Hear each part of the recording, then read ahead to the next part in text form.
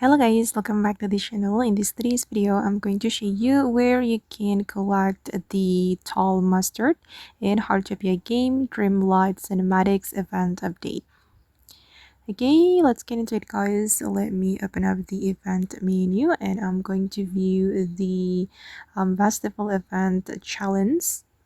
Alright, as you can see, one of the challenges is the wild greens foraging, and we need to collect 10 tall mustard to complete this challenge. Okay, and I'm going to show you guys the location where you can farm the tall mustard. So this is the location. I'm going to show you on the map. Go to the Onsen Mountain and explore this area and you will find this tall mustard. Then collect 10 tall mustards. Okay, this one.